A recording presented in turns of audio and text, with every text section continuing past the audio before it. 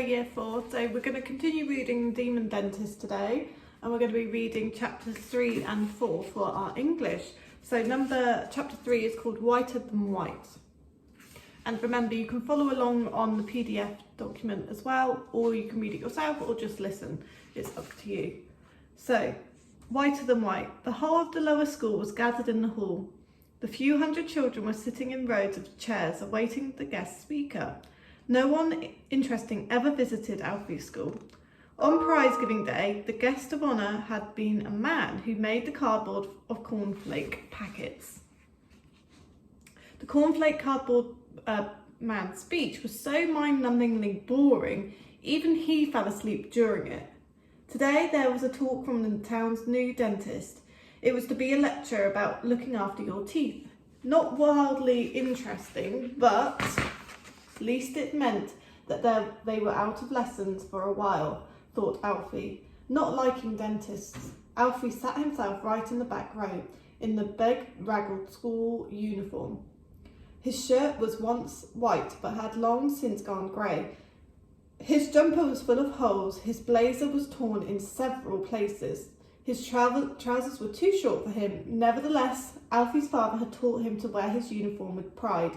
The boy's frayed tie was always knotted absolutely perfectly. Slumped next to Alfie was the only kid in the school shorter than him, a very little girl called Gaps. Seemingly shy, no one had heard her speak, despite her having been at the school now for a whole term. So I don't know if you remember, but at the beginning when we looked at the characters, there was a girl called Gabs, and this is when she comes in. So here is the picture on this page. Most of the time, Gabs hid behind her curtain of dreadlocks, not making eye contact with anyone. When all the kids had finally stopped monkeying around and sat down, the headmaster took to the stage. If there was ever a competition to find the man most completely unsuited to being a headmaster, Mr. Gray would win the prize. Children scared him, teachers scared him, even his own reflection scared him. If his job didn't suit Mr. Gray, his surname definitely did. His shoes, his socks, his trousers, his belt, his shirt, his tie, his jacket, his hair, even his eyes were all shades of grey. Mr. Gray, the whole grey colour spectrum covered. And we've got a nice illustration here of his outfit. Come on now, down, Mr. Gray stammered when he was nervous.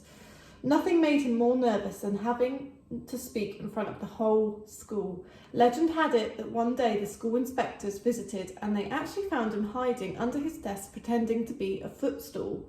I said, settle down. If anything, the hum of the kids became louder. Just then, Gab stood on her chair and shouted at the top of her voice, "Come on, give the old fart a break!"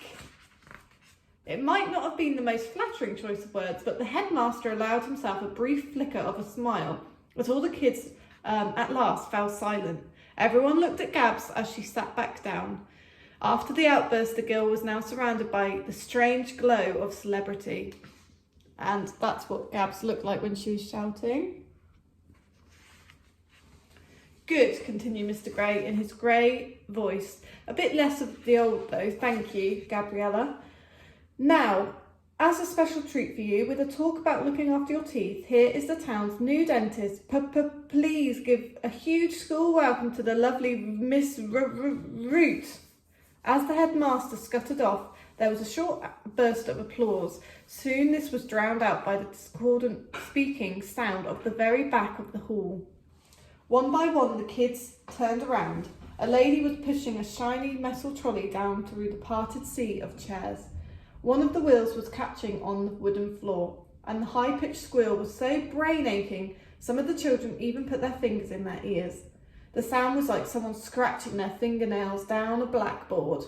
The first thing you noticed about Miss Root was her teeth. She had the most dazzling white smile, whiter than white, like a fluorescent light. Her teeth were absolutely flawless, so flawless they couldn't possibly be real. The second thing you noticed about Miss Root was that she was impossibly tall. Her legs were so long and thin, it was like watching someone walk on stilts. She was dressed in a white laboratory coat, like the one a science teacher wears when it's time for an experiment. Underneath the coat, her white blouse was matched by a long white flowing skirt. As she passed, Alfie looked down and noticed a large splash of red on the toe of one of her shiny, white, high-heeled shoes. Is it blood? Thought Alfie. Mrs. Root's hair was a white blonde and arranged in a perfectly do, usually only spotted on the heads of queens or prime ministers. The do was shaped much like Mr. Whippy ice cream. Minus the flake, of course. In a certain light, she looked very old. Her features were narrow and pointy, and her skin pale as snow. However, the dentist had painstakingly painted on so much makeup that it was impossible to tell how old she really was. 50, 90, 900? Finally, Miss Root reached the front of the hall. She turned around and smiled. The low winter sun shone through the high windows and bounced off her teeth, causing the front few rows to cover her eyes. "Good morning, children," she said brightly. The dentist spoke in a sing-song manner, as if she were recounting a nursery rhyme. There was a collective groan from the kids at being spoken to as if they were toddlers. "I said, 'Good morning, children,'" repeated the dentist, and she fixed them all with a powerful stare, so powerful that soon a hush descended upon the room. Then, in unison, all the assembled pupils said, "Good morning. Let me introduce myself. I am your new dentist. My name is Miss Root, but I ask all my little patients like you to call me Mummy." Alfie and Gabs shared a look of disbelief. "So I can hear a great big hello, Mummy, after 3. 1, 2, 3. Miss Root mouthed the words silently as the children joined in. "Hello, Mummy," they murmured. "Excellent. Now I came to this town when I was very unfortunate. Indeed, fatal accident befell Mr. Earthwell. The poor wretch must have fallen on to one of his dental instruments. Oh, the irony.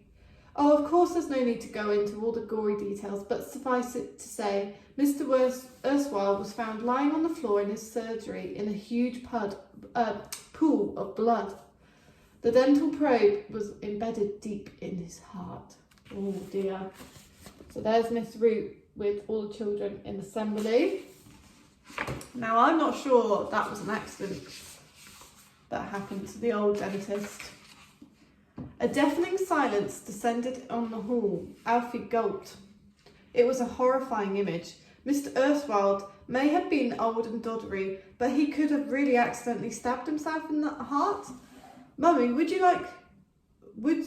like you all to give 1 minute silence for Mr. Earthwell. Now close your eyes, children, all of you. No peeping."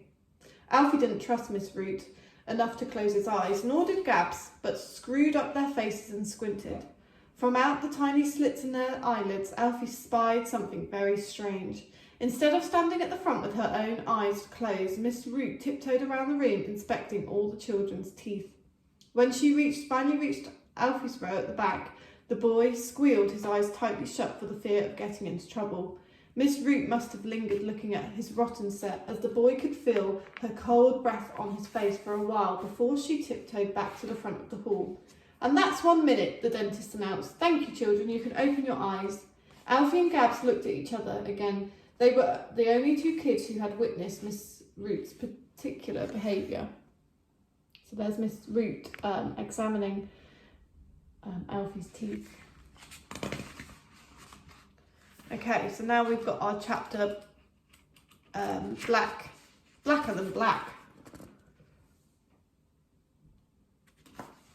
"Of course, Mr. Earthwell will be sadly missed," concluded Miss Root. "But as your new dentist, I asked your wonderful headmaster if I could come here today. Mummy wanted to give you all a chance to get to know me so I can welcome each and every one of you personally to my surgery. Now, I'm going to begin today's little talk with an incy-wincy question. Children, how many of you hate going to the dentist?" All but one kid put their hand up. No one actually enjoyed going to the dentist. At best, it was tolerated. But the one boy who didn't put his hand up was too busy texting. Alfie reached his hand in the air as high as he could.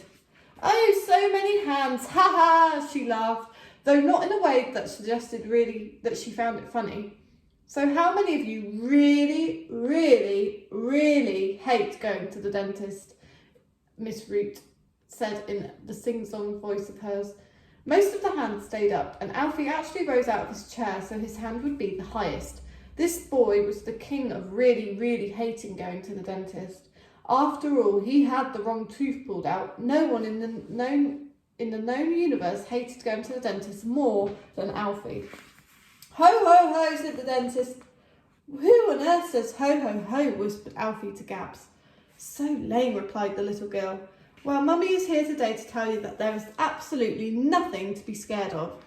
The words danced in the air as she spoke. If her tone of voice was meant to sound reassuring, it didn't. It sounded the opposite of reassuring. It, in fact, was unreassuring. "Now, I need a volunteer. Hands up," said the dentist. All of those little hands that had been up were now and well truly down. To avoid any confusion, Alfie shot his hands down to his feet. Any lower, and they would have been underground. He wanted there to be a less than zero chance that he would be picked. "Nobody?" asked Miss Root. Even the show-offs kept deadly silent. "Come on, children, I don't bite," the dentist smiled and flashed her blindingly white teeth. "Who hasn't been to the dentist for a very, very long time?" she purred. The pupils started whispering to each other and looking around. Soon, hundreds of pairs of eyes were glaring at Alfie. Everyone at school had at some point noticed his teeth. They were so bad they might as well have been a tourist attraction. They could have even had their own cafe and gift shop. The dentist followed the children's gaze and fixed her eyes on Alfie. "Oh yes, I thought it might be you." Miss Root's long, thin finger pointed straight at him. "You, boy, come to Mummy." When Alfie's shaking legs finally propelled him to the front of the hall, he looked into the dentist's eyes for the first time. Miss Root's eyes were black, blacker than oil, blacker than coal, blacker than the blackest black. What writing feature is that? Blacker than oil, blacker than coal. What's it describing? Have a think. In short, they were black. The dentist stared long and hard at the boy before uttering, "Don't be scared, child." There is nothing designed to scare a person more than being told not to be scared. "Let Mummy have a little look at your teeth." Alfie kept his mouth firmly shut. "Open wide, there's a good boy." Suddenly, Alfie felt as if he couldn't help doing exactly what the dentist told him. He opened his mouth and she peered inside. So we've got Alfie being checked by the dentist. "Oh," moaned the woman in pleasure, "your teeth are absolutely horrendous." The whole of the lower school laughed at him. "Ha ha ha ha ha ha ha ha ha ha!" Except two children, Gabs, who looked on with sadness at the cruelty, and Texting Boy, who was still texting and had missed out on everything. Oh dear, what is your name, child?" inquired the dentist. "Alfie, miss," the boy splurted. "Call me Mummy." There was no way he was ever going to call anyone that, at least of all her. "Alfie what?" continued Miss Root. "Alfie Griffin? Well, young Alfie Griffin, you simply must make an appointment to come and see me at my surgery very soon." Alfie shuddered at the thought. He had vowed never to go anywhere near another dentist as long as he lived. "Do you like presents, child?" Like all kids, the boy loved presents. Yes, he replied. "Well, Mummy's got a little present for you for being such a good boy today. Here, have a free tube of my own special brand of toothpaste." From the trolley, Miss Root picked up a thick white tube with the word "Mummies" in big red letters on the side. The slogan "Mummies love your teeth" was inscribed in smaller black letters underneath that. Oh, I wonder what's special about this toothpaste. And one of the special toothbrushes. Do you prefer hard or soft bristles, Alfie Griffin? The boy had had the same toothbrush all his life. He had no idea whether it once had been hard or soft. Right now there was only one lonely bristle left. It was virtually bristleless. I don't mind, I'll give you a nice soft one then, announced Miss Root. A gleaming white mummy's toothbrush was produced from the trolley. The bristles on the end were sharp and wiry. Alfie ran his finger along them and winced. It was like stroking a porcupine. Holding the brush and the tube in his hands, Alfie looked like a tearful child you might see at the zoo, who had been made to face their fears of spiders and being given a huge, hairy, highly poisonous tarantula to hold. Alfie, we shall meet again. No, we won't, thought Alfie. Oh, yes, we will, she whispered. It was as though the dentist could hear his thoughts. Okay, that's the end of chapter 4. So we'll stop there for today, but that story is making me wonder what is happening next. What's going to happen to that toothbrush and the toothpaste? Is it going to be something evil? Because she's called Miss Root, and I'm guessing that she might be the demon dentist, so I don't think she's very kind. But we will find out. So have a good day of learning. I'll see you soon.